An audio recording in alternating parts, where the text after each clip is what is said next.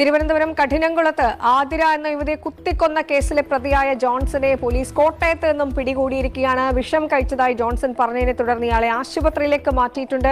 ഇൻസ്റ്റഗ്രാമിലൂടെ ആതിരയുമായി സൗഹൃദത്തിലായ Johnson ഇവരിൽ നിന്ന് പണം തട്ടിയെടുത്തു എന്നും കണ്ടെത്തിയിട്ടുണ്ട്. വിളിച്ചിട്ടും ഒപ്പം വരാത്തത് കൊണ്ടാണ് കൊലപാതകം എന്നതാണ് പോലീസിന്റെ നിഗമനം. ഹായ് ഹലോ, എല്ലാവർക്കും നമസ്കാരം. ഈ ഒരു ബന്ധം കൂടിയത് ഇൻസ്റ്റാഗ്രാമിലെ റീൽസിലായിട്ട്.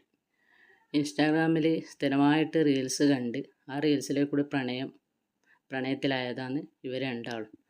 അപ്പം അങ്ങനെ പ്രണയം മൂർച്ഛിച്ച് അത് പിന്നെ അത് ലൈംഗിക ബന്ധത്തിലെത്തി. അങ്ങനെ സ്ഥിരം കാണാൻ വരവായി. അങ്ങനെ വന്ന് ഒരു നാൾ ലൈംഗിക ബന്ധത്തിലേർപ്പെട്ട് അതിലൂടെ അവളെ കൊല്ലുകയാണ് ഉണ്ടായത്. ഒരു റീൽസ് കണ്ടതിനെ തുടർന്നിട്ട് അവനുമായിട്ട് നാടേതാ വീടേതാന്ന് അറിയാണ്ട് അവരുമായിട്ട് പ്രണയത്തിലാകുക. പെട്ടെന്ന് അങ്ങോട്ടും ഇങ്ങോട്ടും ശരീരഭാഗങ്ങളൊക്കെ കൈമാറുക. ഫോട്ടോ ആയിട്ടും ഒറിജിനലായിട്ടും ശാരീരിക ബന്ധത്തിൽ ഏർപ്പെടുക. ഇതെല്ലാം ഇപ്പോഴത്തെ കാലഘട്ടത്തിൽ കുറച്ച് വിദ്യാഭ്യാസമുള്ള സ്ത്രീകളാണ്. പക്ഷെ എന്നാലും അവർ ആ ഒരു കാമലീലയിലെത്തുമ്പം അവർക്ക് അതൊന്നും ഒരു ഓർമ്മയില്ല.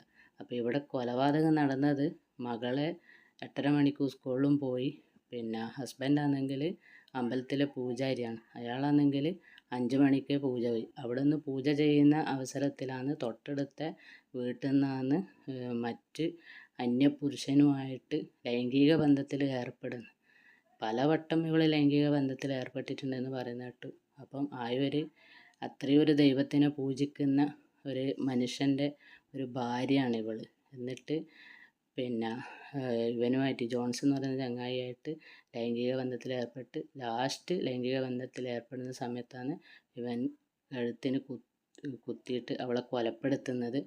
അത് കൂടാണ്ട് ഈ ജോൺസൺ എന്ന് പറയുന്ന ഇവൾ ആതിരയായിട്ട് കുറേ പണമിടപാടുണ്ടെന്ന് പറയുന്ന കേട്ടു. 1,00,000 ഏകദേശം 2,500 അങ്ങനെയറ്റം പൈസ ഇടപാടുണ്ട്. ആ പൈസേനെ തുടർന്നുള്ള വൈരാഗ്യത്തിനെ കൊന്നെന്ന് പറയുന്ന കേട്ടു. പിന്നെ ഉള്ള കാരണം എന്ന് പറഞ്ഞാൽ ഇവൻ്റെ കൂടെ ഇറങ്ങി വരാൻ വേണ്ടിയിട്ട് പറഞ്ഞപ്പോൾ അത് വരില്ല എന്ന് പറഞ്ഞത് കൊണ്ടാണ് കൊന്നതെന്നാണെന്നും പറയപ്പെടുന്നുണ്ട്. പക്ഷെ എന്തെന്നായാലും എങ്ങനെയായാലും എത്ര റീൽസ് കണ്ടാലും ആദ്യം അവനവൻ്റെ ജീവിതം സേഫാക്കുക. റീൽസ് എന്ന് പറഞ്ഞാൽ അതെല്ലാം വെറും ജീവിതത്തിലൊരു കോമാളിത്തരം മാത്രമാണ്. അത് മറ്റുള്ളവരെ ചിരിപ്പിക്കാൻ വേണ്ടി മാത്രമാണ് ഈ റീൽസൊക്കെ. അപ്പോൾ അതെല്ലാം കാണുമ്പോൾ പെട്ടെന്ന് അവരുമായിട്ട് പ്രണയത്തിലായാലും ജീവിതം അവസാനിപ്പിക്കലൊന്നുമല്ല. അപ്പോൾ ഇയാൾ നല്ല കൃത്യമായിട്ട് ആ കൃത്യം നടത്തിയിട്ട് ഇയാൾ ഇവിടെ ഒരു വീട്ടിൽ ഹോം നേഴ്സായിട്ട് വർക്ക് ചെയ്യുന്ന അവിടെ നിന്നാണ് തന്ത്രപരമായിട്ട് പോലീസ് പിടികൂടിയത്.